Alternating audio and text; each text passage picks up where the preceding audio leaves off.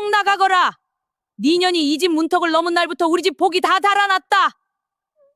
한겨울 눈보라가 몰아치는 밤, 스물셋 며느리 서리는 맨발로 대문 밖에 내쳐졌습니다. 손에 쥔 것이라곤 낡은 보따리 하나, 그 안에는 시집 올 때 품고 온 베넷 저고리 반쪽뿐이었지요. 헤매던 서리의 발길이 닿은 곳은 마을 끝, 10년째 아무도 들어가지 않는다는 폐가였습니다.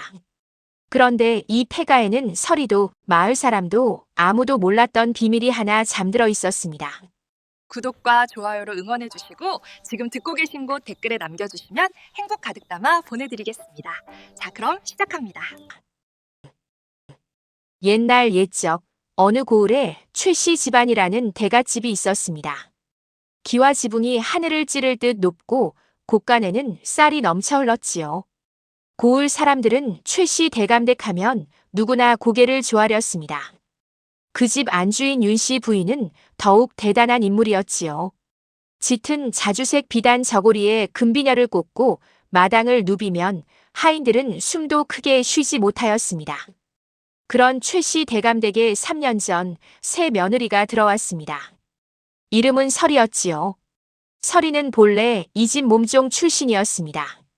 부모도 없고 근본도 모르는 아이가 10살 무렵 이 집에 들어와 10년을 잡일을 하며 자랐지요. 그런 설이를 며느리로 삼은 것은 아들 최석준의 고집이었습니다. 석준은 어릴 적부터 설이의 눈빛이 예사롭지 않다고 하였습니다. 한 번 본 것은 절대 잊지 않는 눈, 어떤 고난에도 꺾이지 않는 눈빛이라고요.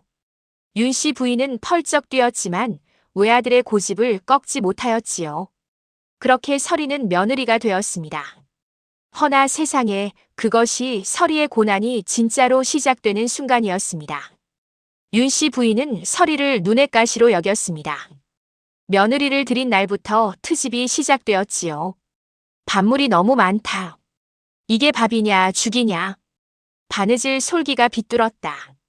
감히 이 집 도련님 옷을 이따위로 꿰매다니. 어딜 봐라. 눈을 어디다 두고 다니는 게냐. 천한 것이. 설이는 그때마다 고개를 숙였습니다. 입술을 깨물고 눈물을 삼키고 또 고개를 숙였지요. 사람의 가치를 신분으로만 따지는 이 집에서 설이가 할 수 있는 것은 그것뿐이었습니다. 허나 설이에게는 누구도 빼앗지 못하는 것이 하나 있었습니다. 바로 바느질 솜씨였지요. 설이의 손끝에서 나오는 수는 보통 솜씨가 아니었습니다.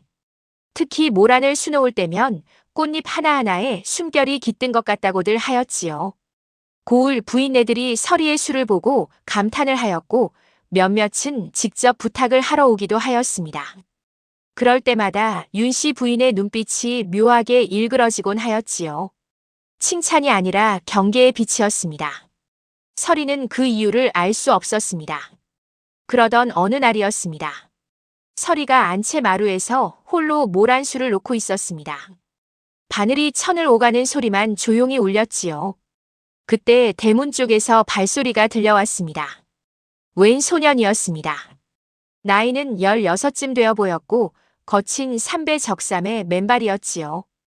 코를 훌쩍이며 눈을 두리번거리는 것이 아무리 봐도 구걸을 하러 온 것 같았습니다. 하인들이 막아섰습니다. 썩 꺼져라 이놈. 소년은 물러서지 않았습니다. 큰 눈을 껌벅이며 말했지요. 저기요, 저 배가 많이 고파서요. 밥 한 술만 주시면 안 되겠습니까? 하요. 하인들이 다시 소리를 질렀습니다. 설이는 술을 놓던 손을 잠시 멈추었습니다. 그리고 조용히 일어나 부엌으로 갔지요. 냉수에 말아놓은 찬밥 한 그릇을 들고 나와 소년에게 내밀었습니다. 먹어라. 소년은 눈이 휘둥그레졌습니다. 그리고 허겁지겁 밥을 받아들더니 한 입에 집어넣었지요. 잠시 후 그릇을 돌려주며 고개를 꾸벅 숙였습니다. 고맙습니다, 아씨. 저는 막동이라고 합니다요. 그 인연이 시작이었지요. 막동은 그날부터 최씨 대감댁 담 너머에 자주 얼쩡거렸습니다. 설이가 내다버린 음식 찌꺼기를 주워 먹기도 하고 가끔은 담 틈새로 들여다보며 설이가 수 놓는 것을 구경하기도 하였지요. 어느 날 막동이 담 너머로 말했습니다. 아씨는 왜 그렇게 맨날 참으세요? 저 마님이 아씨한테 하는 거 보면 제가 다 속이 뒤집혀요. 서리는 잠시 바늘을 멈추었습니다. 참는 게 내 몫이니까. 막동은 고개를 갸웃하였지요. 그래도요. 억울하지 않으세요? 서리가 조용히 웃었습니다. 쓸쓸하고도 단단한 웃음이었지요. 억울하지 않다고 하면 거짓말이지. 하지만 막동아, 세상이 나를 알아주지 않아도 내가 나를 알면 되는 거야. 막동은 그 말을 잘 이해하지 못하는 눈치였습니다. 한참을 생각하다가 말했지요. 아씨, 저는 귀신 이야기를 많이 알아요. 마을 끝 폐가 있잖아요. 거기 귀신이 산대요. 그런데 말이에요. 어른들이 그러는데요. 서리가 물었습니다. 뭐라고 하더냐? 막동이 눈을 동그랗게 뜨며 말했지요. 귀신은 원한 있는 사람만 찾아온대요. 억울한 사람 곁에만 머문대요. 나쁜 사람한테는 절대 안 온대요. 서리는 그 말을 흘려들었습니다. 그날만 해도 그 말이 자신의 운명을 바꾸어 놓을 말인 줄은 꿈에도 몰랐지요. 한편 최 씨 대감댁 안치에서는 윤 씨 부인이 은밀한 손님을 맞이하고 있었습니다. 두꺼운 장지문을 두 겹으로 치고 하인들을 모두 내보낸 뒤였지요. 손님의 얼굴은 마포 수건으로 반쯤 가려져 있었으나 허리에 찬 채찍과 관아 포졸복 자락은 감추지 못하였습니다. 아직도 그 폐가에 남아있을 리가 없습니다, 마님. 이미 20년도 더 된 일 아닙니까? 조용히 하지 못할까? 윤 씨 부인의 목소리가 낮게 깔렸습니다. 그 계집이 죽기 전에 무언가를 숨겼다고 했잖느냐. 그게 아직 그곳에 있을지 없을지 내가 어찌 아느냐. 남자가 잠시 머뭇거렸습니다. 그것이 박포교였지요. 그러면 제가 직접 가서 뒤져볼까요? 아직은 때가 아니다. 섣불리 움직이면 오히려 의심을 산다. 지금은 그냥 묻어두는 것이 상책이야. 윤 씨 부인의 눈이 좁아졌습니다. 다만 며느리 그것이 요즘 이상하게 굴어. 모란 술을 놓는 솜씨가 말끝을 흐렸지요. 박포교는 그 눈빛의 의미를 알아챘습니다. 마님, 설마 그 아이가. 쓸데없는 소리. 그럴 리 없어. 그러나 윤 씨 부인의 손이 살짝 떨리고 있었습니다. 찻잔을 잡은 손가락 끝이 아주 조금. 서리는 그런 일이 있는 줄도 모르고 그날 밤도 밤늦게까지 바느질을 하였습니다. 촛불 하나에 의지하여 모란 꽃잎을 한 땀 한 땀 놓는데 문득 손끝이 멈추었지요. 보따리 안에서 낡은 천 조각을 꺼냈습니다. 손바닥만 한 크기의 베넷 저고리 반쪽이었지요. 모란 한 송이가 수놓여 있었습니다. 서리가 기억하는 한 이 천은 늘 자신 곁에 있었습니다. 어느 떠돌이 안악이 건네주었다고들 하였지만 정확한 사연은 아무도 몰랐지요. 서리는 그 모란을 한참 들여다보았습니다. 자신이 노는 모란과 꼭 닮아 있었습니다. 누군가에게 배운 적이 없었는데도 말이지요. 그런데 이게 웬일입니까? 바로 그날 밤 운명은 느닷없이 문을 두드렸습니다. 사건은 저녁 밥상에서 시작되었습니다. 윤 씨 부인이 수저를 내려놓으며 말하였지요. 서리야. 예, 어머님. 너 오늘 뒤란 장독대 단지를 열었더냐? 서리는 고개를 들었습니다. 오늘은 장독대 근처에도 가지 않았지요. 아니옵니다, 어머님. 오늘은 안채 마루에서 바느질만 하였사옵니다. 거짓말을 하는 게냐? 된장 단지 뚜껑이 옮겨져 있었다. 그걸 내가 아니면 누가 있겠느냐? 최석준이 조심스럽게 끼어들었습니다. 어머님, 서리가 그럴 사람이 아닙니다. 하인들이 한 것이 아닐까요? 윤 씨 부인이 아들을 싸늘하게 돌아보았습니다. 너는 이 집 사람이냐, 저 계집 사람이냐? 방 안이 얼음처럼 굳었지요. 서리는 고개를 숙였습니다. 석준은 입을 다물었지요. 윤 씨 부인은 그것이 마음에 들지 않았던 것 같습니다. 수저를 상 위에 탁 내려놓고 일어서며 말하였습니다. 내일 아침까지 나가거라.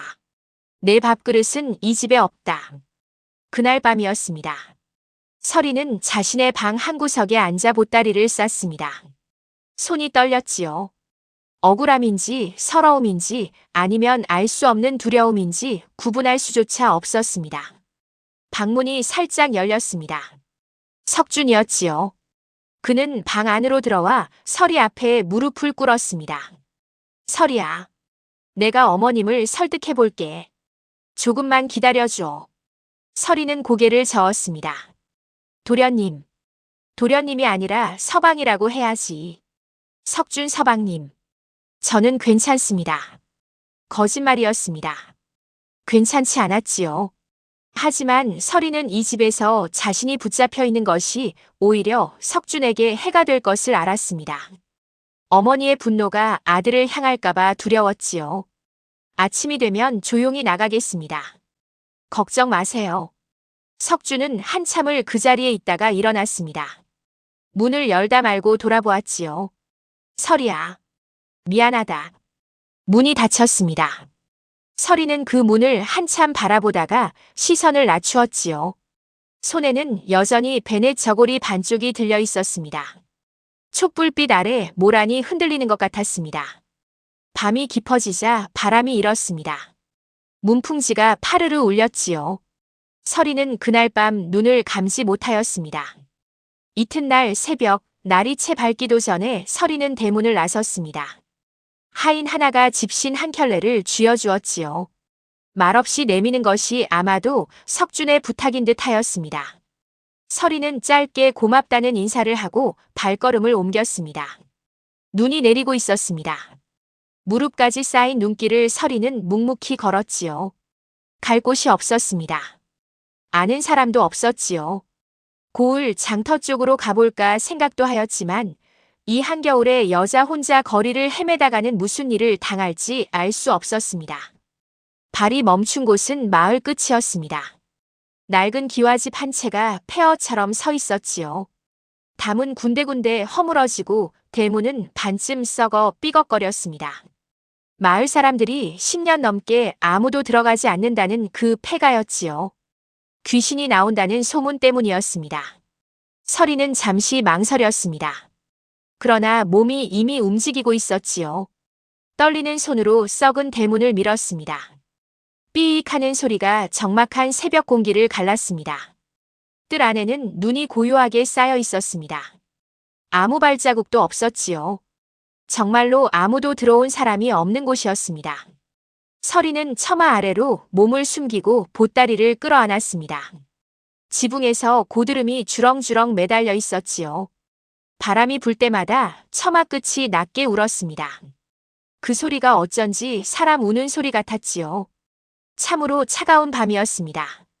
설이는 눈을 감았습니다. 그리고 이제 어떻게 해야 할지를 생각하려고 하였지요. 그런데 그때였습니다. 차가운 바람이 뚝 그쳤습니다. 이상하였지요. 바람이 자면 더 추워지는 법인데 오히려 온기가 느껴졌습니다. 설이는 눈을 떴지요. 그리고 그 순간 심장이 내려앉는 것 같았습니다. 마당 한가운데 눈 위에 한 여인이 서 있었습니다. 소복 차림이었지요. 머리카락이 바람도 없는데 흩날리고 있었습니다.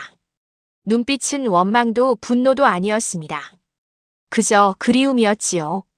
그 눈매가 설이와 판박이었습니다. 설이는 꼼짝도 할 수 없었습니다. 두 다리가 땅에 붙은 것처럼 움직이지 않았지요. 심장이 너무 빠르게 뛰어서 오히려 소리가 들리지 않는 것 같았습니다. 마당 한가운데 서 있는 여인은 그저 설이를 바라보고 있었습니다. 원망도 위협도 없었지요. 오직 그리움만이 가득한 눈빛으로. 그러다 바람이 한번 불었습니다. 여인의 형체가 흔들렸지요.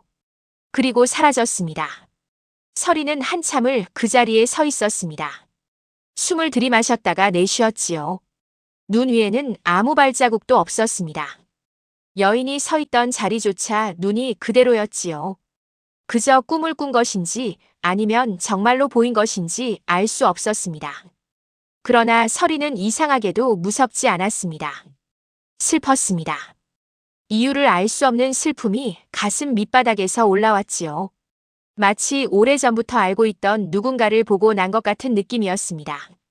설이는 보따리를 꼭 끌어안고 처마 아래에 쪼그리고 앉았습니다.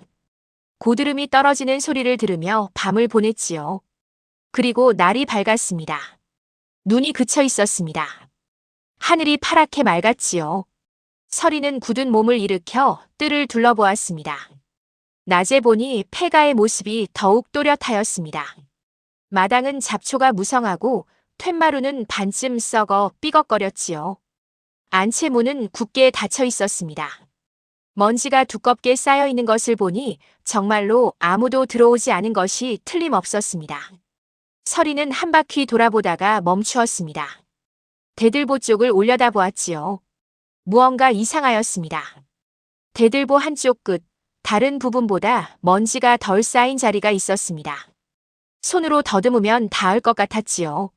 서리는 썩은 나무 상자를 끌어다 밟고 올라섰습니다. 손끝이 거친 나무 표면을 더듬었지요. 그때였습니다. 아씨, 아씨. 밖에서 소리가 들렸습니다. 막동이었지요. 서리는 내려와 대문 쪽으로 갔습니다. 막동이 숨을 헐떡이며 서 있었지요. 얼굴이 새하였습니다. 아씨, 여기 계셨군요. 얼마나 찾았는지 몰라요. 여기가 폐가잖아요. 귀신 나오는데. 아씨 괜찮아요? 나는 괜찮다. 정말요? 여기서 밤을 보내셨어요? 세상에 아씨. 막동이 두리번거렸습니다. 폐가 뜰 안을 둘러보다가 몸을 잔뜩 웅크렸지요. 아씨, 저는 솔직히 무서운데요. 빨리 나가시지 않겠어요? 막동아. 어젯밤에 나는 이 마당에서 한 여인을 보았다. 막동의 눈이 커졌습니다. 여인요? 소복 차림이었어. 눈빛이 나를 향한 것 같았다. 막동은 잠시 말이 없었습니다. 그러더니 눈을 껌벅이며 말했지요. 아씨, 제가 어릴 때 이 폐가 근처에서 자랐거든요. 마을 어른들한테 들은 말이 있어요. 무슨 말이냐? 이 폐가에는 옛날에 여인 하나가 살았대요. 억울하게 죽은 여인이라고요. 그래서 귀신이 된 거라고들 했는데요. 근데 말이에요. 막동이 목소리를 낮추었습니다. 이상한 게요. 저도 어릴 때 딱 한 번 봤거든요. 그 소복 입은 여인을요. 근데 무섭지가 않았어요. 오히려 밥을 줬어요. 서리가 놀라 막동을 바라보았습니다. 밥을? 예. 제가 배가 너무 고팠는데 그 여인이 나타나서 손에 뭔가를 쥐어주더니 사라졌거든요. 보니까 주먹밥이었어요. 그래서 저는 그분이 나쁜 귀신은 아니라고 생각했어요.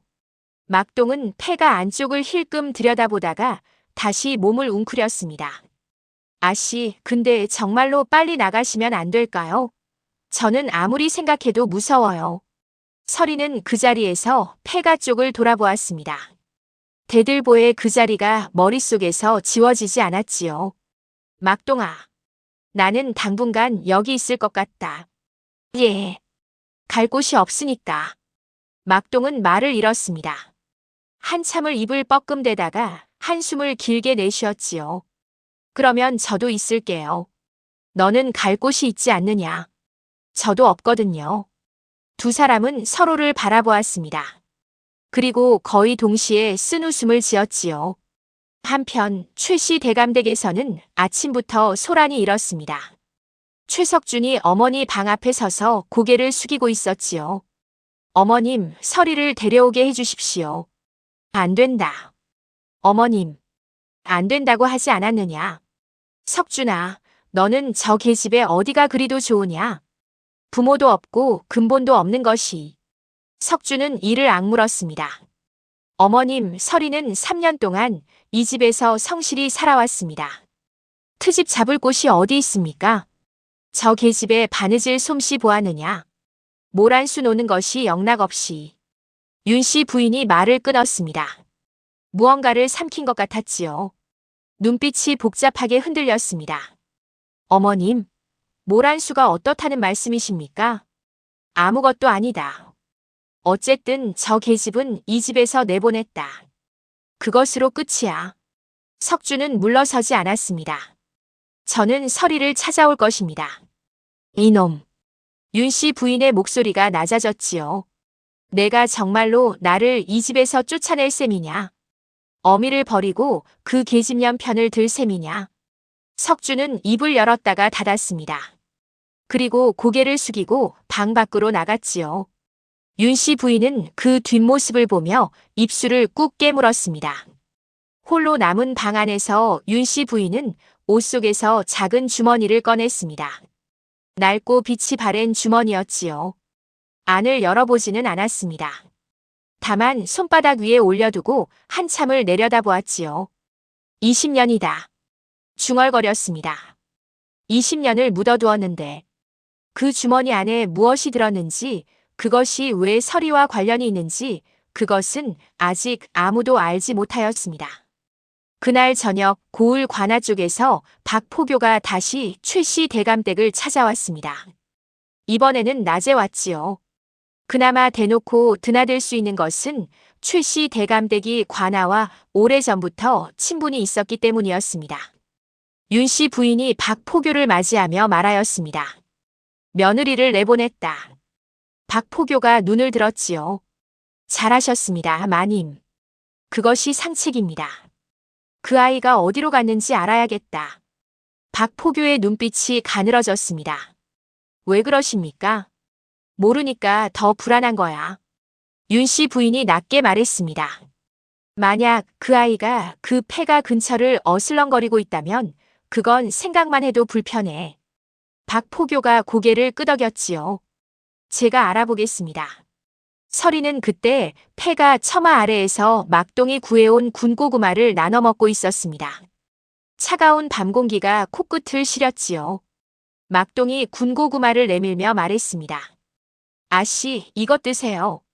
장터 아저씨한테서 얻어왔어요. 고맙다. 그나저나 아씨, 저는 계속 저 대들보가 신경 쓰여요. 아씨가 아까 거기 뭔가 있는 것 같다고 하셨잖아요. 서리는 고구마를 손에 들고 대들보를 올려다보았습니다. 밤이 되니 안이 더욱 어두워서 아무것도 보이지 않았지요. 내일 낮에 다시 올라가 보겠다. 같이 올라가요. 서리는 고개를 저었습니다. 너는 무섭다고 하지 않았느냐? 아씨가 혼자 하면 더 무서워요. 두 사람은 다시 한번 서로를 바라보았습니다. 마당 위로 달이 떠오르고 있었지요. 차갑고 둥근 달이었습니다. 서리는 그 달을 올려다보다가 문득 지난밤의 여인 눈빛을 떠올렸습니다. 그리움. 그것뿐이었지요. 이 폐가에서 무언가가 자신을 기다리고 있다는 것을 서리는 온몸으로 느끼고 있었습니다. 그것이 무엇인지는 아직 알 수 없었지만요. 밤이 깊어졌습니다. 막동은 처마 기둥에 등을 기대고 잠이 들었지요. 서리는 잠들지 못하였습니다. 보따리 안에서 베넷 저고리 반쪽을 꺼내 달빛 아래 펼쳤지요. 모란 한 송이. 수노인 지 오래되어 실이 군데군데 헤어졌지만 꽃잎의 형태는 여전히 살아있었습니다. 서리는 손끝으로 꽃잎을 따라 그었지요. 어릴 때부터 이 천이 자신 곁에 있었습니다. 처음 이 집에 들어왔을 때도 이것 하나를 쥐고 있었다고 그때 이 집 노비 중 가장 나이 많은 분네 할미가 말해주었지요. 분네 할미는 그 당시 이미 이 집에서 30년을 살았던 사람이었습니다. 분네 할미가 말해주었습니다. 어느 겨울날 낯선 안악 하나가 문 앞에 아이를 놓고 갔다고. 아이 품에 이 천 조각이 들려 있었다고. 안악의 얼굴은 보지 못하였다고. 서리는 그 이야기를 10살 때 처음 들었습니다. 그때마다 마음 한구석이 무언가로 꽉 막히는 것 같은 느낌이 들었지요. 슬픔도 아니고 그리움도 아닌 이름 붙이기 어려운 감정이었습니다. 지금 이 폐가에서 본 여인의 눈빛이 그 감정과 똑같았습니다. 서리야. 서리는 번쩍 눈을 떴습니다. 막동은 여전히 자고 있었습니다. 주변에는 아무도 없었지요. 마당 한가운데 달빛만 고요하게 내려앉아 있었습니다. 꿈이었을 것입니다. 그러나 가슴속이 이상하게 따뜻하였습니다. 이튿날 아침이었습니다. 막동이 눈을 비비며 말했지요. 아씨, 저는 꿈을 꿨어요. 모란꽃 꿈이요. 서리는 막동을 바라보았습니다. 모란. 어젯밤 자신이 들여다보던 바로 그 꽃이었지요. 막동아 어릴 때 이 폐가에서 밥을 받았다고 하였지. 그분이 아무 말도 하지 않았느냐. 막동이 눈을 가늘게 뜨며 기억을 더듬었습니다. 딱 한마디 하셨어요. 기다려라. 그 말 한마디였어요. 기다려라. 서리는 그 말을 입안에서 굴려보았습니다. 오래 묵혀두었던 말 같았지요. 누군가를 위해 아껴두었다가 이제야 전해지는 말 같았습니다. 서리는 나무 상자를 끌어다 다시 대들보 아래에 놓았습니다. 막동아, 나 좀 잡아줘라. 막동이 상자를 붙들었지요. 서리가 올라서서 대들보 끝을 손으로 더듬었습니다. 나무와 나무 사이 틈새에 무언가 단단한 것이 박혀 있었지요. 손가락을 구부려 잡아당겼습니다. 쑥 하고 뭔가가 빠져나왔습니다. 내려서서 펼쳐보았습니다. 두 가지였지요. 하나는 낡은 천조각, 그리고 하나는 밀랍으로 봉한 종이 한 장이었습니다.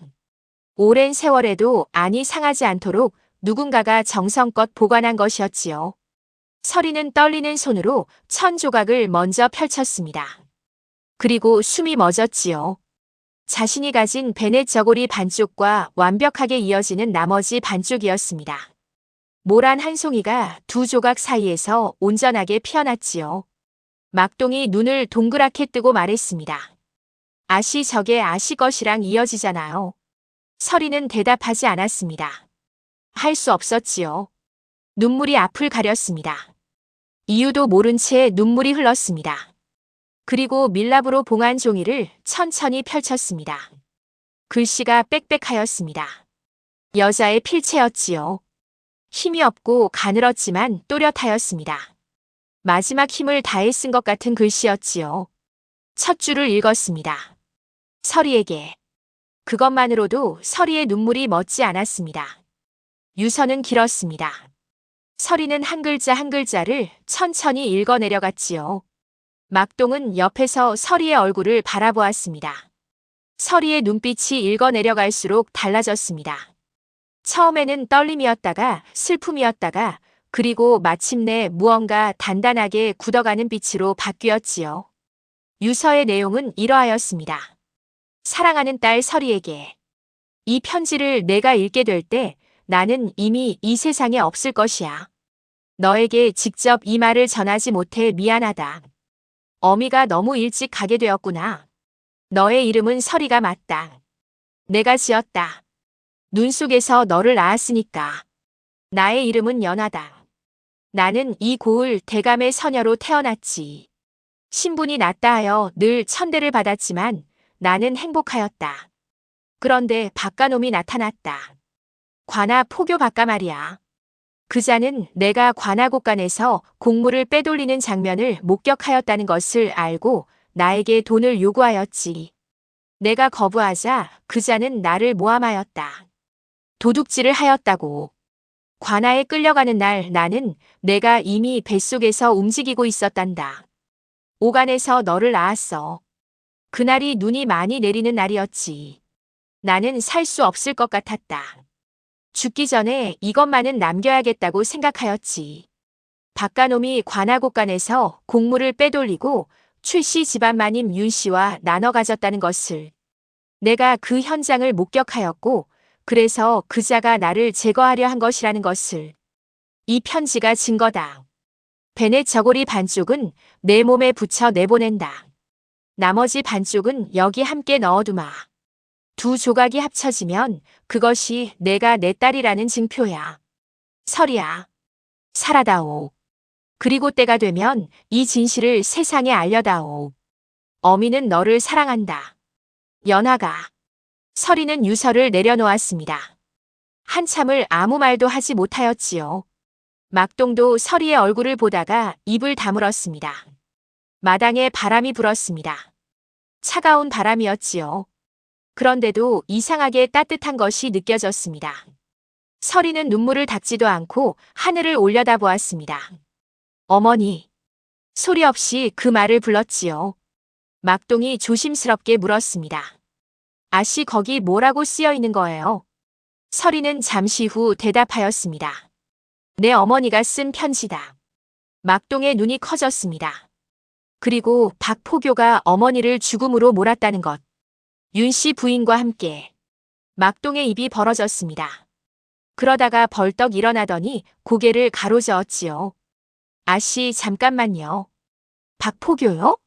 그 무서운 박포교요? 그리고 최 씨 대감댁 마님이요?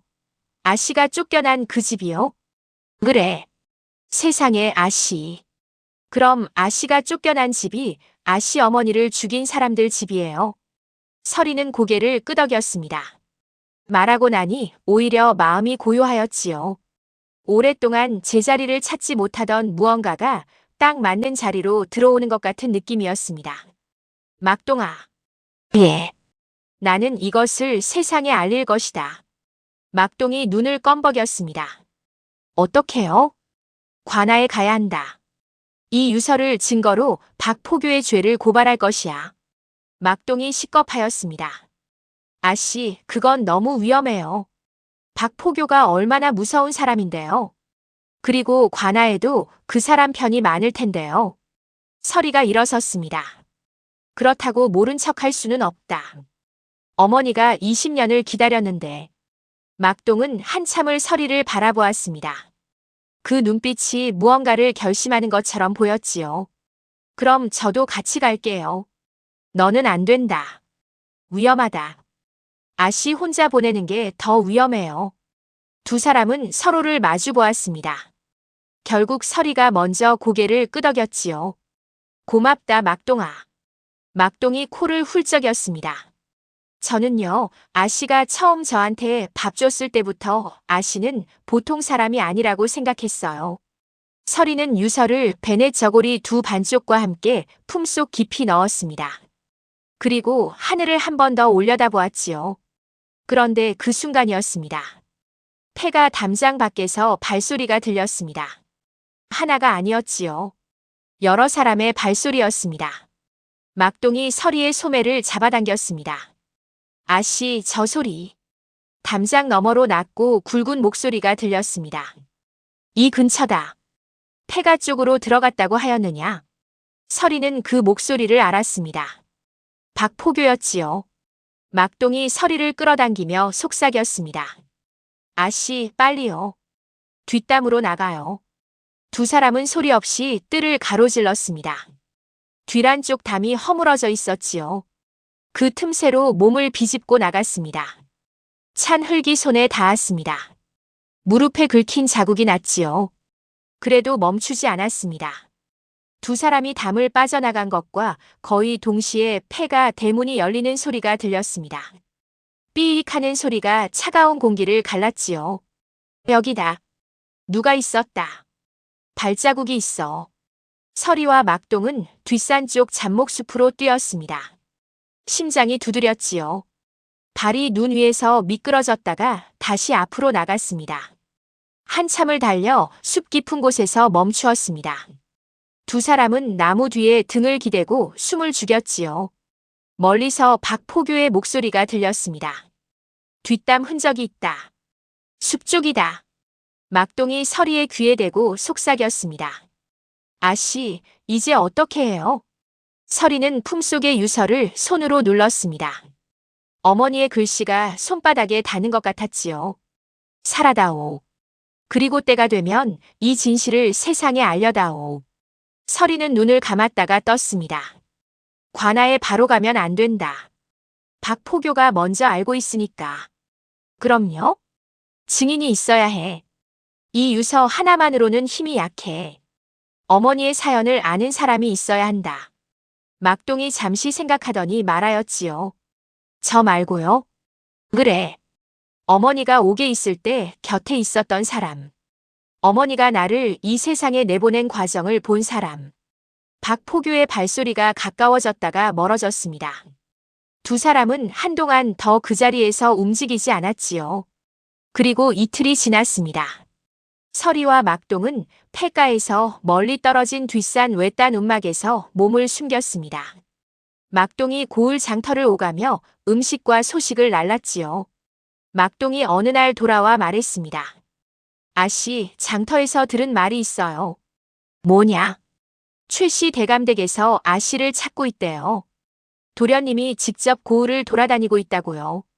설이는 잠시 눈을 감았습니다. 석준이었지요. 그리고 또 있어요. 고을 장터 쪽에 나이 드신 할머니 한 분이 살고 계신데요. 이름이 분내 할미래요.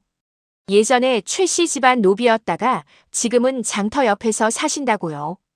그분이 아씨 어렸을 때를 기억하신다고 누군가가 그러더라고요. 설이가 눈을 번쩍 떴습니다. 분내 할미. 그 이름을 알았습니다. 자신이 처음 최 씨 집안에 들어오던 날 이야기를 해주었던 바로 그분이었지요. 설이가 품에 베넷 저고리 반쪽을 쥐고 들어왔다는 것을 기억하는 유일한 사람이었습니다. 막동아. 그 할머니를 만나야겠다. 막동이 고개를 끄덕였습니다. 제가 먼저 가서 여쭤볼게요. 아씨가 직접 가면 박포교한테 들킬 수도 있으니까요. 설이는 잠시 망설였습니다. 하지만 막동의 말이 맞았지요. 지금 자신이 움직이면 위험하였습니다. 조심해라. 알아요. 막동이 훌쩍이며 움막 밖으로 나갔습니다. 설이는 홀로 남아 유서를 다시 꺼내 읽었습니다. 한 번, 두 번, 세 번. 글씨가 눈에 완전히 새겨질 때까지 읽었지요. 그리고 한 가지를 더 발견하였습니다. 유서 마지막 장 뒤편에 아주 작은 글씨로 덧붙여진 문장이 있었지요. 윤 씨가 관아 문서를 가지고 있다. 그 문서에 모든 것이 적혀 있다. 설이는 그 문장을 손으로 눌렀습니다. 윤 씨 부인이 가지고 있는 문서. 그것이 마지막 증거였지요. 유서만으로는 박포교와 윤 씨 부인을 동시에 잡을 수 없었습니다. 그 문서까지 있어야 했지요. 설이의 마음속에서 무언가가 단단하게 굳었습니다. 이것이 시작이었습니다. 설이가 세상을 향해 처음으로 걸음을 내딛는 순간이었지요. 두렵지 않다고 하면 거짓말이었습니다. 하지만 어머니의 유서를 품에 안고 있는 한설이의 발은 앞을 향하였습니다. 그날 저녁 막동이 돌아왔습니다. 얼굴이 상기되어 있었지요. 숨을 가다듬으며 말했습니다. 아씨, 분내 할머니 만났어요. 어떠시더냐? 기억하세요. 아씨를요. 아씨가 처음 들어오던 날을 기억하신대요. 그리고 말씀하셨어요. 그날 아씨를 데려온 안악이 소복 차림이었다고요. 설이는 숨을 멈추었습니다. 소복이요? 예. 그리고 안악이 아씨를 내려놓으면서 딱 한마디 하고 갔다고 해요. 이 아이를 부탁드립니다. 그 말 한마디를 하고 사라졌대요. 분내 할미가 이상하다 싶어 따라가 보려 했는데 순식간에 없어지더래요. 설이는 눈을 감았습니다. 어머니는 그때 이미 옥에 있었을 것입니다. 아니, 어쩌면 이미 이 세상 사람이 아니었을지도 몰랐지요. 소복 차림의 안악이 설이를 데려다 준 것은 연화의 홀령이었던 것입니다. 어머니는 죽어서도 딸을 보살폈습니다. 막동이 말을 이었습니다. 분내 할머니가 아씨를 돕겠다고 하세요. 관아의 증인으로 서겠다고요. 설이가 눈을 떴습니다. 할머니가 위험에 처할 수 있다. 그 말씀도 드렸어요. 근데 할머니가 그러시는 거예요. 이미 오래전부터 윤 씨 부인이 하는 짓이 수상하다고 생각하셨대요. 그리고 무엇보다 설이 아씨가 보통 아이가 아니라는 것을 처음부터 알았다고 하시더라고요. 설이는 고개를 들었습니다. 코끝이 시큰해졌지요. 할머니께 전해다오. 반드시 진실을 밝히겠다고. 막동이 고개를 끄덕였습니다. 그리고 잠시 망설이다가 말했지요. 아씨, 그리고 또 한 가지가 있어요. 뭐냐? 도련님이요. 최석준 도련님이 오늘도 아씨를 찾아 고을을 돌아다니고 있대요.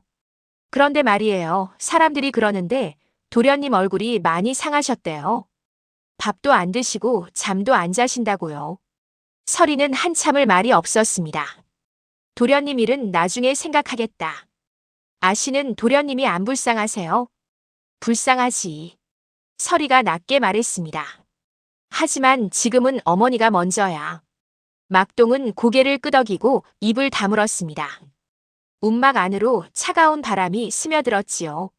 설이는 유서를 다시 품속에 넣었습니다. 이제 필요한 것이 두 가지였습니다. 분내 할미의 증언, 그리고 윤 씨 부인이 가진 관하 문서. 두 가지 중 하나는 막동 덕분에 해결의 실마리가 보였습니다.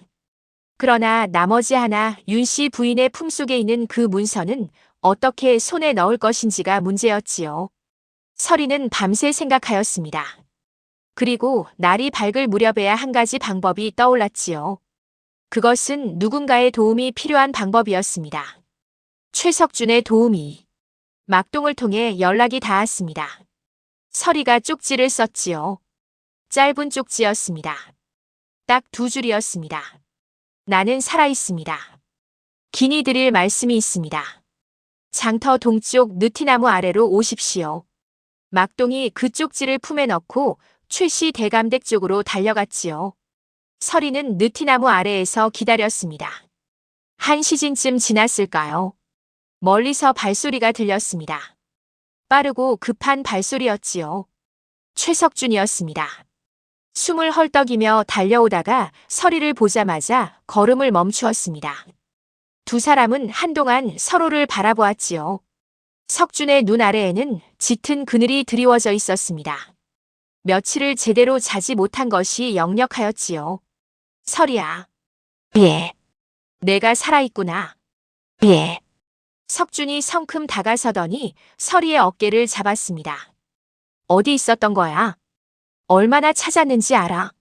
서리는 석준의 눈을 바라보았습니다. 그 눈빛이 진심임을 알았지요. 그러나 지금은 그것을 받아들일 때가 아니었습니다. 서방님. 석준이 어깨에서 손을 놓았습니다. 서방님께 드릴 말씀이 있습니다. 먼저 들어주십시오. 서리는 품에서 유서를 꺼냈습니다. 천천히 펼쳐서 석준에게 내밀었지요. 석준이 눈살을 모으며 읽어내려갔습니다. 처음에는 의아한 표정이었다가 점점 굳어갔지요. 다 읽고 나서 한참 동안 아무 말도 하지 못하였습니다. 이것이 사실이냐? 어머니가. 석준은 유서를 다시 한번 내려다보았습니다. 손이 떨렸지요. 서리가 말을 이었습니다. 저는 서방님을 원망하지 않습니다. 서방님은 모르셨을 테니까요. 다만 제가 부탁드리고 싶은 것은 하나입니다. 말해. 윤 씨 부인 방에 관한 문서가 있습니다. 어머니의 유서에 적혀 있습니다. 그 문서가 있어야 박포교와 마님을 함께 잡을 수 있습니다. 석준은 한참을 침묵하였습니다. 서리는 강요하지 않았지요. 석준이 스스로 결정해야 할 일이었습니다. 어머니를 고발하는 일이었으니까요. 한참 만에 석준이 입을 열었습니다. 내가 찾아볼게. 서리가 눈을 들었습니다. 어머니 방에는 내가 들어갈 수 있다. 오래된 장롱이 하나 있어. 어릴 때부터 어머니가 절대 열지 못하게 한 장롱이야. 아마 거기 있을 것 같다. 위험합니다. 알아. 석준이 서리를 바라보았습니다. 서리야. 미안하다. 내가 너를 지키지 못해서. 서리는 고개를 저었습니다. 서방님 잘못이 아닙니다. 두 사람은 헤어졌습니다. 서리는 다시 뒷산 움막으로 돌아갔지요. 그날 밤 서리는 막동과 함께 또 다른 일을 추진하였습니다. 분내 할미를 직접 만나는 것이었지요. 박포교의 눈을 피해 장터 뒤편 골목으로 돌아가는 길을 막동이 안내하였습니다. 분내 할미는 허름한 초가 한 칸에 살고 있었습니다. 쪼그라든 몸이었지만 눈빛이 살아있었지요. 서리를 보자마자 두 눈이 촉촉해졌습니다. 아이고 서리야. 일이 컸구나. 할머니 오랜만에 뵙습니다. 어서 들어오너라. 추울 텐데. 할미의 방은 좁았습니다. 화로 하나가 방 한가운데 놓여 있었지요. 세 사람이 둘러앉았습니다. 분내 할미가 말하였습니다. 막동이한테 다 들었다. 연하 낭자 이야기도. 서리가 고개를 숙였습니다. 할머니 증인이 되어 주십시오. 당연하지. 내가 눈 뜨고 있는 한 그것만큼은 할 수 있다. 할미가 서리의 손을 잡았습니다. 할머니 손은 마디가 굵고 거친 손이었지요. 서리야, 나는 그날 처음 너를 봤을 때부터 알았어. 이 아이는 보통 아이가 아니라고. 눈빛이 달랐거든. 두려움이 없었어. 갓난 것이 눈을 뜨고 나를 바라보는데 세상에 그 눈빛이 어찌나 또렷하던지. 서리는 할미의 손을 꼭 쥐었습니다. 그날 소복 차림 안악이 너를 데려다주고 사라지는 것을 보면서 가슴이 찢어지는 줄 알았어. 그 안악이 연하 낭자였다는 것을 나는 진작부터 알고 있었지. 세 사람은 한동안 화로 앞에 앉아 있었습니다. 막동이 조용히 불씨를 살렸지요. 그런데 그때였습니다. 밖에서 인기척이 느껴졌지요. 막동이 빠르게 문 쪽으로 갔습니다. 아씨, 뒤쪽에 누가 있어요? 서리가 문을 열었습니다. 바깥에 서 있는 것은 최석준이었지요. 서방님. 석준이 품에서 종이 뭉치를 꺼냈습니다. 두꺼운 봉투였지요. 찾았어. 서리의 손이 저절로 뻗었습니다. 봉투를 받아 열었지요. 안에는 관인이 찍힌 문서 2장이 들어있었습니다. 서리는 한 줄씩 읽어 내려갔습니다. 그 안에는 모든 것이 적혀 있었지요. 박포교가 관하곡간에서 빼돌린 곡물의 종류와 양, 윤씨 부인에게 전달한 날짜와 방법, 그리고 연화가 그 현장을 목격하였다는 사실과 그를 제거하기 위해 모함을 꾸민 경위가 날짜별로 상세하게 적혀 있었지요. 이제 증거는 셋이었습니다.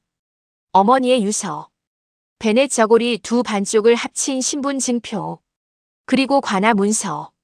막동이 서리 옆에서 말했습니다. 아씨, 이제 할 수 있겠어요? 서리는 대답 대신 문서를 다시 품에 넣었습니다. 그리고 하늘을 올려다 보았지요. 별이 총총하였습니다. 그런데 아직 한 가지가 남아 있었습니다. 관아에 어떻게 이 모든 것을 전달할 것이냐의 문제였지요. 이 고을 관아에는 박포교의 눈과 귀가 박혀 있었습니다. 서리는 생각하였습니다. 그리고 한 가지를 떠올렸지요. 어머니의 유서 마지막 줄에 아주 작게 적혀 있던 문장이었습니다. 이 고을에 암행어사가 조만간 온다는 소문이 있었다. 그이에게 전하여라. 암행어사를 기다려야 한다. 막동이 눈을 껌벅였습니다. 그게 언제예요? 모른다. 하지만 기다릴 수 있다. 서리는 고요하게 말하였습니다. 어머니가 20년을 기다렸습니다. 서리는 그보다 훨씬 짧은 시간을 기다리면 되었지요. 그러나 악당은 그보다 빨리 움직이고 있었습니다. 이튿날 새벽 박포교가 부하 셋을 이끌고 분내 할미의 집으로 들이닥쳤습니다. 이 늙은이 어디 있는지 알고 있어. 어젯밤 누가 왔다 갔지? 분내 할미는 빗자루를 들고 마당에 서 있었습니다. 2 눈이 서늘하였지요. 누가 오든 내 집이요. 무슨 상관이요. 그 서리년이 왔지. 어디로 갔어? 모르오. 박포교가 성큼 다가서더니 분내 할미의 어깨를 잡았습니다. 늙은이가 혀가 길어. 관아로 데려가서 물으면 알아지겠지. 분내 할미는 버텼습니다. 그러나 힘이 달렸지요.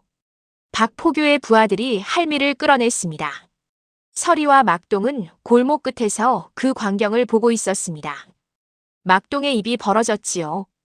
아씨, 할머니가. 서리는 이를 악물었습니다. 손이 떨렸지요. 어떻게 해요, 아씨? 서리는 잠시 눈을 감았습니다. 그리고 떴지요. 암행어사가 와야 한다. 지금 당장. 막동이 고개를 갸웃하였습니다. 그게 말이 되는 소리예요. 암행어사가 언제 오는지 어떻게 알아요? 알아볼 방법이 있다. 서리가 석준을 바라보았습니다. 석준이 서리의 눈빛을 읽었지요. 내가 알아볼게. 고을 원님께 드나드는 사람 중에 아는 이가 있어. 서방님.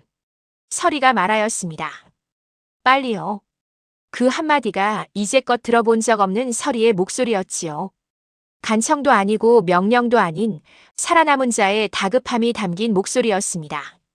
석준이 사라진 뒤 서리와 막동은 장터 뒤편 골목에 숨어 기다렸습니다. 시간이 흘렀지요. 날이 중천에 오를 때까지 소식이 없었습니다. 막동이 안절부절 못하며 말했습니다. 아씨, 할머니가 관아에 끌려가셨는데 괜찮으실까요? 연세가 많으신데 저 무서운 박포교한테 신문을 받으시면. 서리도 그것이 걱정이었습니다. 이를 악물었지요. 할머니는 강한 분이야. 버티실 수 있어. 근데 오래 버티실 수 있을지가. 막동아. 예. 내가 한 가지만 해줘야겠다. 막동이 눈을 들었지요. 관아 앞에 가서 구경꾼 행세를 해라.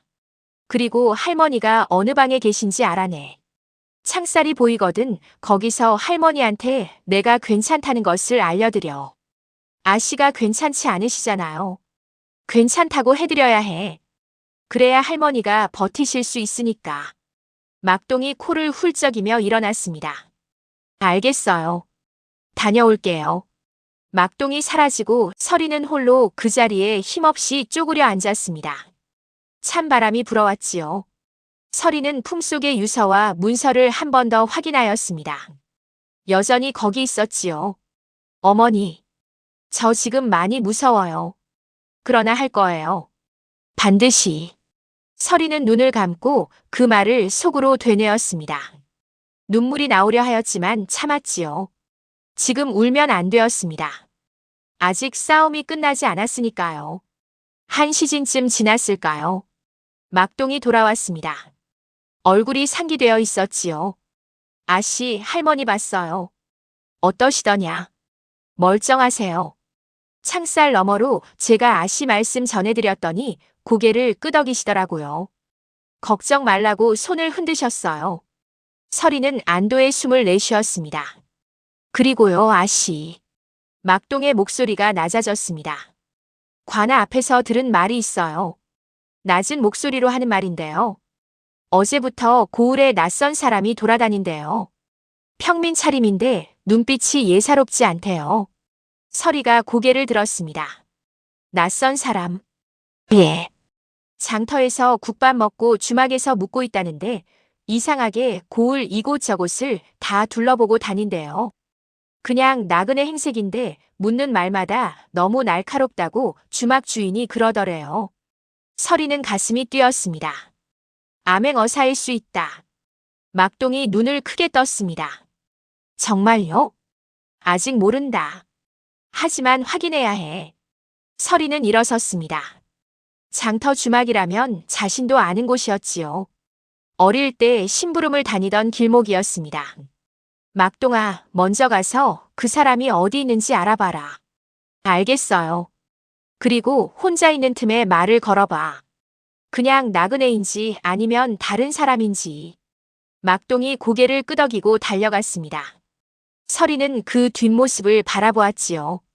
그때 뒤에서 발소리가 들렸습니다. 서리가 돌아보았지요. 석준이었습니다. 숨이 가쁜 얼굴이었지요. 서리야. 서방님 알아보셨습니까? 석준이 고개를 끄덕였습니다. 원님 옆에서 일하는 사람한테 슬쩍 물어봤어. 어제부터 고을에 도성에서 내려온 사람이 있다고. 정식 문서는 없는데 예조에서 보낸 사람이라는 소문이 돌고 있다고. 서리는 입술을 꾹 깨물었습니다. 예조가 아니라 어사일 겁니다. 어사? 어머니 유서에 적혀 있었습니다. 암행어사가 온다고요. 석준이 눈을 들었습니다. 그러면 찾아가야지. 아직은 안 됩니다. 섣불리 다가갔다가 박포교가 먼저 눈치채면 어사가 위험에 처할 수도 있습니다. 석준이 서리를 바라보았습니다. 그 눈빛 속에 무언가 복잡한 것이 스쳐 지나갔지요. 서리야, 너는 언제부터 이렇게 되었어? 서리가 고개를 들었습니다. 무슨 말씀이십니까? 이렇게 단단해졌어. 나보다 훨씬. 서리는 잠시 말이 없었습니다. 그리고 낮게 말하였지요. 무서워서요. 석준이 눈을 깜빡였습니다. 무서운데 이렇게 하는 거예요. 무서우니까 더 똑바로 해야 하는 거예요. 석준은 그 말에 한동안 아무것도 말하지 못하였습니다. 두 사람은 나란히 서서 관아 쪽을 바라보았습니다. 기와 지붕이 겨울 하늘 아래 날카롭게 솟아 있었지요. 어딘가에 암행어사가 있었습니다. 어딘가에 분내 할미가 있었지요. 어딘가에 박포교가 있었습니다. 모든 것이 한 곳으로 모여들고 있었습니다. 마치 오래전부터 이 순간을 향해 달려온 것처럼. 막동이 주막 쪽을 다녀왔습니다. 아씨, 그 사람 봤어요. 어떠하더냐? 평민 차림인데요. 집신의 낡은 두루마기예요. 근데 손이 달랐어요. 집신 싣는 사람 손이 아니었어요. 먹자국이 있고 손목이 가늘었어요. 서리는 고개를 끄덕였습니다. 뭘 하고 있던가? 주막에서 혼자 술잔을 들고 고을 사람들 이야기를 듣고 있었어요. 제가 옆에 앉았더니 이것저것 물어보더라고요. 이 고을 관아 어떠냐고요. 원님은 어떤 분이냐고요. 백성들이 불편한 것은 없냐고요. 그냥 나그네가 물어볼 것들이 아니잖아요. 서리는 확신이 섰습니다. 내가 직접 만나겠다. 석준이 옆에서 말하였습니다. 위험해. 기회가 지금이에요. 박포교가 눈치채기 전에. 서리는 망설이지 않았습니다. 낡은 보따리를 고쳐 안고 주막 쪽으로 걸음을 옮겼지요. 막동과 석준이 뒤를 따랐습니다. 주막은 장터 한가운데 있었습니다. 안이 시끌벅적하였지요. 서리는 입구에 서서 안을 살폈습니다. 구석자리, 낡은 두루마기를 입은 사내 하나가 혼자 앉아 있었지요. 나이는 30 언저리였습니다. 평범한 얼굴이었지만 눈빛이 달랐지요. 모든 것을 보고 있는 눈빛이었습니다. 서리는 그 앞에 가서 앉았습니다. 나그네이십니까? 사내가 잠시 서리를 바라보았습니다. 그렇소. 이 고을에 오신 이유를 여쭤봐도 되겠습니까? 사내의 눈빛이 미세하게 바뀌었습니다. 지나가는 길이요. 저는 이 고을에서 억울하게 쫓겨난 여인입니다. 말씀드릴 게 있습니다. 사내가 술잔을 내려놓았습니다. 조용한 곳에서 이야기하시지요. 두 사람은 주막 뒤편 빈 광으로 자리를 옮겼습니다. 서리는 품에서 유서와 관아 문서를 꺼냈지요. 사내의 눈이 날카로워졌습니다. 문서의 관인을 확인하고 유서를 찬찬히 읽었지요. 읽는 내내 표정이 변하지 않았습니다. 그러나 마지막 줄까지 읽고 나서 한참을 말이 없었지요. 이것을 어디서 구하셨소? 관아 문서는 남편이 찾아주었습니다. 유서는 제 어머니가 20년 전에 남긴 것입니다. 박포교 말이요. 지금 그자가 어디 있는지 알고 있소? 이 증인도 있습니다. 서리는 분내 할미 이야기를 하였습니다. 그리고 할미가 현재 관아에 끌려가 있다는 것도 말하였지요. 사내가 일어섰습니다. 알겠소. 내가 움직이겠소. 서리가 물었습니다. 어사이십니까? 사내가 대답하지 않았습니다. 다만 눈빛으로 답하였지요. 그것으로 충분하였습니다. 그런데 그때였습니다. 광 밖에서 막동의 다급한 목소리가 들렸지요. 아씨, 아씨. 서리가 밖으로 나왔습니다. 막동의 얼굴이 하였지요. 박포교가 이쪽으로 오고 있어요. 부하 5을 데리고요. 박포교의 발소리가 주막 입구에서 들렸습니다. 거기 서라. 서리는 도망치지 않았습니다. 오히려 발걸음을 멈추고 돌아섰지요. 박포교가 성큼 다가왔습니다. 드디어 잡혔군. 무슨 죄목으로 끌고 가시는 겁니까? 죄목이 없으면 만들면 되지. 주막 안에 있던 구경꾼들이 수군거렸습니다. 저 아씨가 뭘 했대? 억울한 것 같은데. 박포교가 또 저러네. 박포교가 구경꾼들을 쏘아보았습니다. 그리고 서리에게 손을 뻗으려 하는 순간이었지요. 멈추시오. 낮고 조용한 목소리였지만 주막 안이 순식간에 조용해졌습니다. 박포교가 돌아보았지요. 아까 그 사내였습니다. 낡은 두루마기가 벗겨져 있었습니다. 안에 붉고 단단한 관복이 드러났지요. 사내가 품에서 패를 꺼냈습니다. 암행어사 출두요. 주막 안이 발칵 뒤집혔습니다. 구경꾼들이 일제히 엎드렸지요. 박포교의 얼굴이 낯빛이 되었습니다. 그것이 가짜 승리였지요. 안도는 잠깐이었습니다.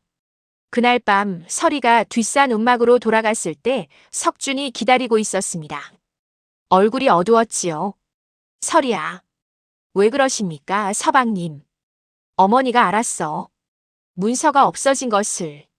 서리는 가슴이 내려앉았습니다. 그리고 어머니가 박포교에게 연락을 취하셨어.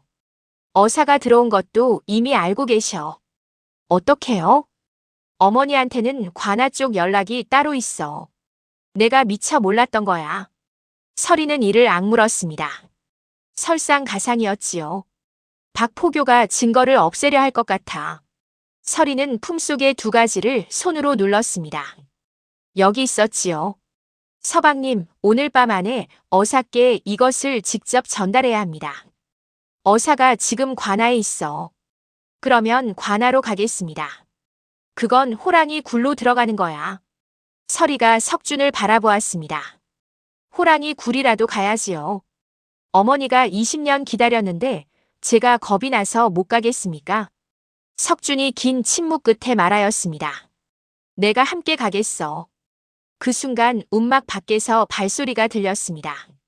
여럿이었지요. 횃불빛이 움막 틈새로 스며들었습니다.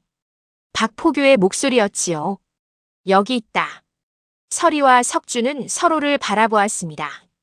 움막 문이 발길질에 열렸습니다. 횃불이 쏟아졌지요. 박포교가 설이 앞에 서서 손을 내밀었습니다. 문서를 내놓아라. 설이는 물러서지 않았습니다. 내줄 수 없습니다. 박포교가 코웃음을 쳤지요. 이 어린 것이 배짱은. 잡아라. 부하들이 설이와 석준을 향해 달려들었습니다. 석준이 설이 앞을 막아섰지요. 손대지 마시오. 비켜라. 이 사람은 내 아내요. 감히 내 아내에게 손을 대겠소. 박포교가 석준을 밀치고 설이의 팔을 잡았습니다. 설이는 품속의 유서를 품 더 깊이 밀어넣었지요. 그 순간이었습니다. 멈춰라. 움막 밖에서 또 다른 목소리가 들렸습니다. 박포교의 부하 중 하나가 힐끔 뒤를 돌아보았지요. 그리고 굳어버렸습니다. 포졸들이었습니다. 그런데 그 앞에 낮에 보았던 그 사내가 서 있었지요. 관복을 입고. 박포교. 너는 지금 어사의 명으로 체포된다. 박포교의 손이 설이의 팔에서 떨어졌습니다. 그것이 절망의 순간이 아니라 절망의 끝이었지요. 그러나 박포교는 쉽게 포기하지 않았습니다. 눈을 번뜩이며 설이를 바라보았지요. 내 어미처럼 되고 싶지 않으면 그 문서를 내놓아라. 마지막 기회다. 설이는 그 눈을 똑바로 바라보았습니다. 두렵지 않다고 하면 거짓말이었지요. 그러나 이 눈앞에서 물러서면 어머니의 20년이 다시 땅속으로 묻히는 것이었습니다. 설이는 오히려 한 발 앞으로 나섰습니다. 그리고 품에서 유서를 꺼내 어사에게 건넸지요. 이것이 제 어머니 연화의 유서입니다. 이 고을 관아 곡물 횡령과 모함의 전모가 담겨 있습니다. 박포교가 달려들었습니다. 그러나 포졸들이 그보다 먼저 움직였지요. 박포교가 묶이는 것을 설이는 눈을 뜨고 바라보았습니다. 이를 악물고 주먹을 꽉 쥐고 눈물 한 방울 흘리지 않으면서. 이것이 끝이 아니었습니다. 아직 윤씨 부인이 남아 있었지요. 그러나 오늘 밤은 여기까지였습니다. 박포교가 끌려간 뒤 움막 안에 고요함이 찾아왔습니다. 설이는 한참을 그 자리에 서 있었지요. 다리가 떨렸습니다.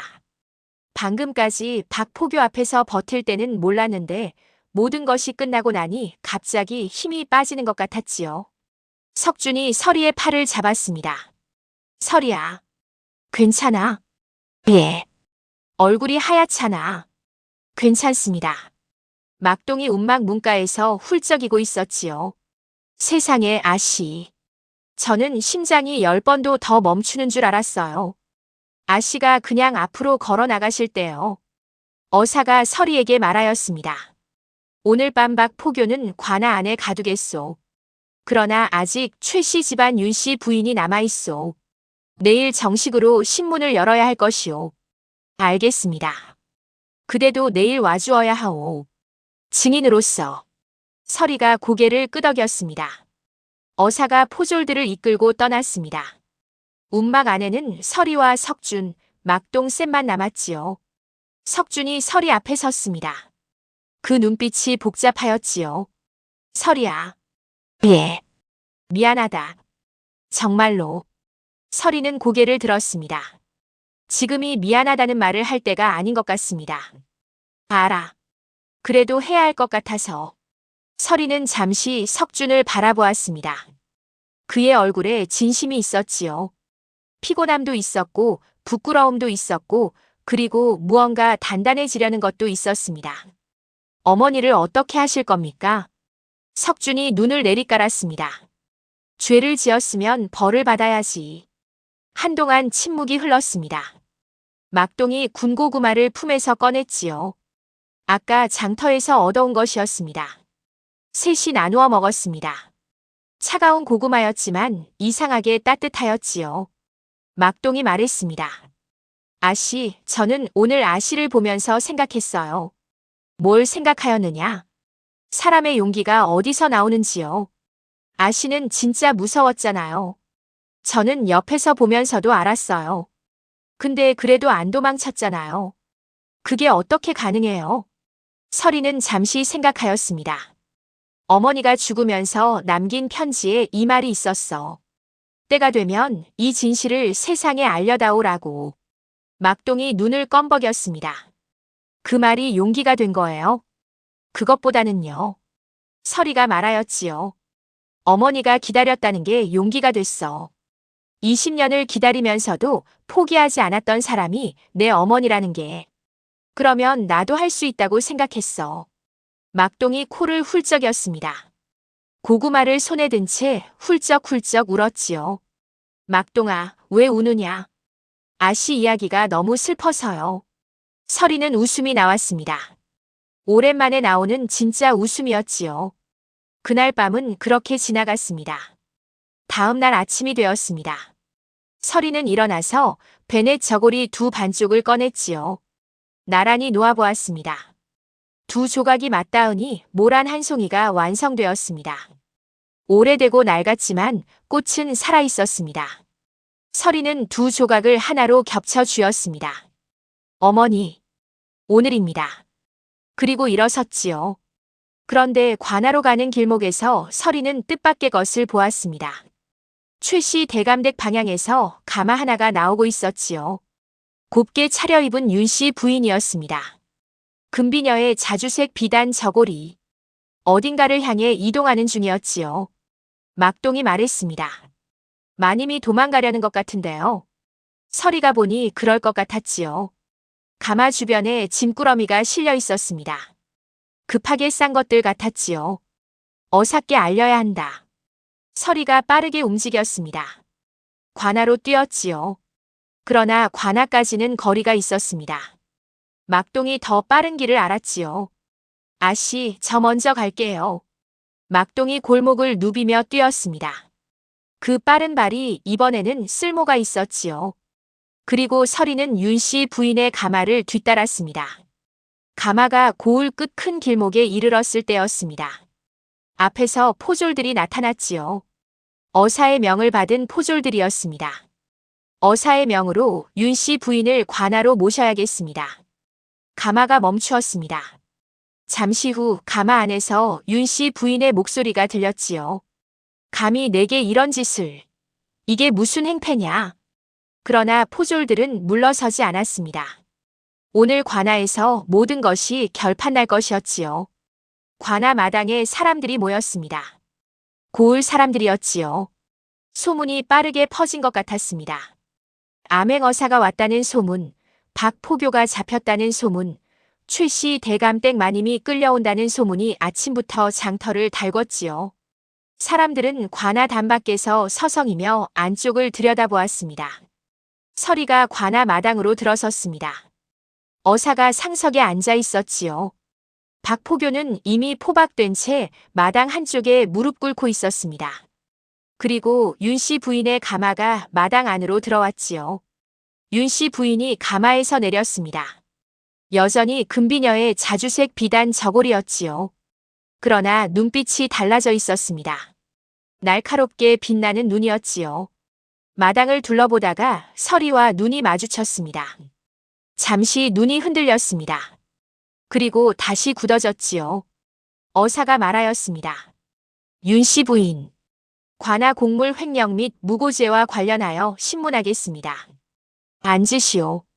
윤씨 부인이 코웃음을 쳤습니다. 이게 무슨 난리요? 내가 무슨 죄를 지었다고. 증거가 있습니다. 어사가 서리에게 눈짓을 하였습니다. 서리가 앞으로 나섰지요. 유서와 관하 문서를 어사에게 올렸습니다. 어사가 문서를 읽어내려가는 동안 마당이 조용하였습니다. 윤씨 부인. 이 문서에 의하면 부인은 박포교와 공모하여 관하 공무를 수년간 빼돌렸습니다. 또한 이 사실을 목격한 연하라는 여인을 거짓 모함하여 옥에 가두고 죽음으로 몰았습니다. 부인이 직접 지시하였습니까? 윤씨 부인의 눈빛이 흔들렸습니다. 그러나 이내 목소리를 높였지요. 말도 안 되는 소리요. 그 문서가 어디서 나왔는지 알 수 없거니와 그것이 진짜인지도 알 수 없소. 그렇다면 증인을 부르겠습니다. 마당 옆에서 문이 열렸습니다. 분내 할미였지요. 할미는 느린 걸음으로 나왔습니다. 몸이 좀 상한 것 같았지만 눈빛은 살아있었지요. 윤씨 부인의 얼굴이 굳었습니다. 저 늙은이가 뭘 안다고. 분내 할미가 어사 앞에 섰습니다. 저는 최씨 대감댁에서 30년을 살았습니다. 그리고 20년 전 연하 낭자가 어떻게 관아에 끌려갔는지를 두 눈으로 보았습니다. 할미가 천천히 말하였지요. 연하 낭자는 도둑질을 한 일이 없습니다. 박포교가 와서 낭자를 위협하는 것을 제가 담 너머에서 들었습니다. 그리고 윤씨 마님이 박포교에게 주머니를 건네는 것도 보았습니다. 윤씨 부인이 자리에서 일어섰습니다. 저 늙은이의 말을 믿겠다는 것이오. 이게 말이 돼오. 어사가 조용하지만 단호하게 말하였습니다. 앉으시오. 내 아들이 어디 있소? 석준아. 석준이 마당 한쪽에 서 있었습니다. 윤씨 부인이 아들을 향해 소리쳤지요. 석준아, 이것이 말이 되느냐? 어미를 이렇게 둘 셈이냐? 석준은 고개를 들었습니다. 그 눈빛이 흔들렸지요. 서리는 그것을 보았습니다. 석준의 손이 떨리고 있었습니다. 어머니를 고발하는 것이 쉬울 리 없었지요. 석준이 한 발짝 앞으로 나왔지요. 어머니. 석준아. 저는 어머니 편이 아닙니다. 윤씨 부인의 눈에 눈물이 맺혔습니다. 이 못된 놈. 어미를 버리는 것이냐? 어머니가 먼저 진실을 버리셨습니다. 마당이 조용하였습니다. 윤씨 부인이 천천히 자리에 앉았지요. 눈물이 비단 저고리 위로 떨어졌습니다. 어사가 다시 물었습니다. 윤씨 부인. 마지막으로 묻겠습니다. 이 모든 일에 관여하였습니까? 윤씨 부인은 한참을 침묵하였습니다. 마당의 모든 사람이 그 침묵을 기다렸지요. 단박 구경꾼들도 숨을 죽였습니다. 그리고 낮게 말하였지요. 관여하였소. 마당이 술렁이었습니다. 그런데 그때였습니다. 윤씨 부인이 서리를 바라보았습니다. 그 눈빛 속에 서리는 처음으로 다른 것을 보았지요. 분노도 경계도 아닌 오래된 무언가였습니다. 서리야. 서리가 눈을 들었습니다. 너에게 할 말이 있다. 어사가 허락하였습니다. 윤씨 부인이 천천히 입을 열었지요. 연하는 내가 모르는 사이에 잡혀갔다. 처음에는 그랬어. 박가놈이 한 일이었지. 내가 알았을 때는 이미 옥에 있었고 서리는 말없이 듣고 있었습니다. 그런데 나는 막지 않았다. 그게 내 죄야. 막을 수 있었는데 막으면 곡물 횡령이 드러나니까 그냥 눈을 감았지. 윤씨 부인의 목소리가 낮아졌습니다. 연화가 내 어미라는 것을 안 것은 내가 며느리로 들어온 뒤였다. 모란수 노는 것을 보고 알았지. 연화가 모란을 그렇게 놓았거든. 연화 집안 대대로 내려오는 수 노는 법이었어. 다른 사람은 흉내낼 수 없는 방식이지. 서리의 눈에서 눈물이 흘렀습니다. 그래서 쫓아내셨습니까? 두려웠다. 윤씨 부인의 눈이 처음으로 낮아졌습니다. 내가 진실을 알게 될까봐. 그것이 서리에게는 절망의 순간이었지요. 막을 수 있었는데 막지 않았다는 그 말이. 어머니의 죽음이 막을 수 있는 것이었는데 누군가의 두려움이 그것을 막지 않았다는 것이. 서리는 눈물이 쏟아지는 것을 막을 수 없었습니다.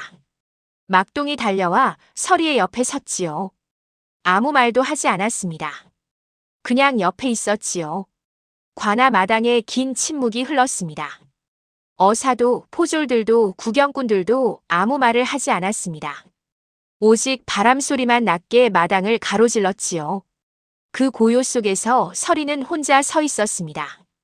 막동이 예전에 한 말이 떠올랐지요. 귀신은 원한 있는 사람만 찾아온대요. 억울한 사람 곁에만 머문대요.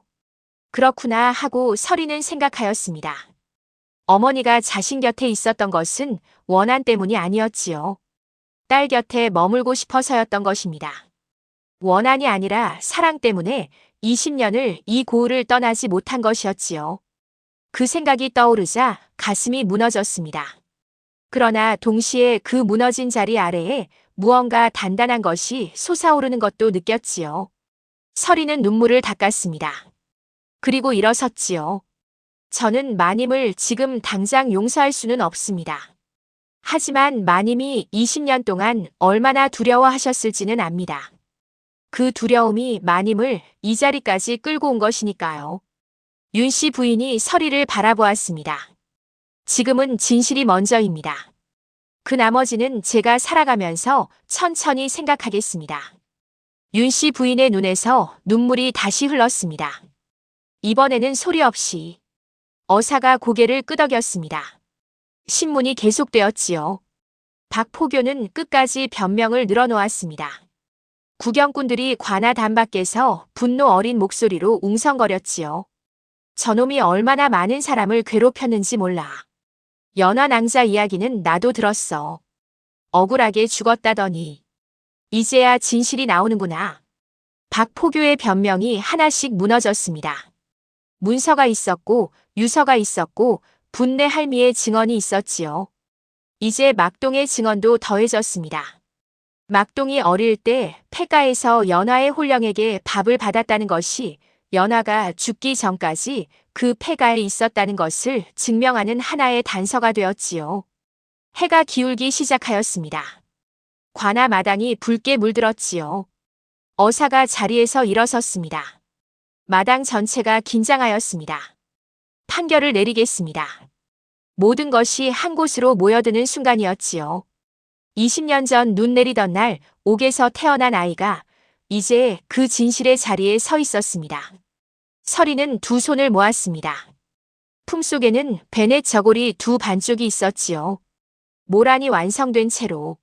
어머니, 들으세요. 어사의 목소리가 마당을 가득 채웠습니다. 박포교, 관아 곡물 횡령 및 무고죄 그리고 무고로 인한 사망에 관한 책임을 물어 유배에 처한다. 즉시 관아 인장을 거두고 고을 밖으로 내보낸다. 박포교가 악을 쓰며 소리쳤습니다. 이게 말이 돼오. 20년 전 일을 지금 와서 억울하오. 끌어내라. 포졸들이 박포교를 끌어냈습니다. 단박 구경꾼들 사이에서 함성이 터졌지요. 잘됐다. 그놈이 얼마나 많은 백성을 괴롭혔는데 연화낭자가 이제야 편히 쉬겠구나. 어사가 다시 입을 열었습니다. 윤씨 부인.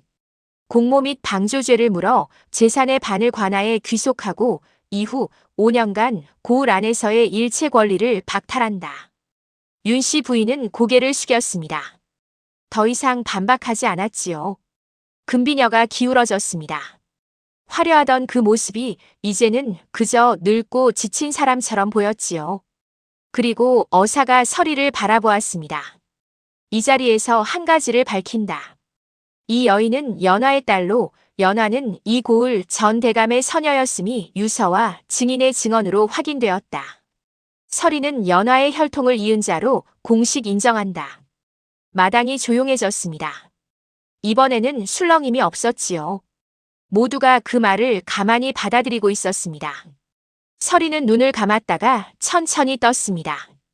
그리고 품에서 베넷 저고리 두 반쪽을 꺼냈지요. 한 손에 하나씩 들고 천천히 맞추었습니다. 두 조각이 맞닿는 순간이었습니다. 모란 한 송이가 완성되었지요. 오래되어 빛이 바랬지만 꽃의 형태는 살아있었습니다.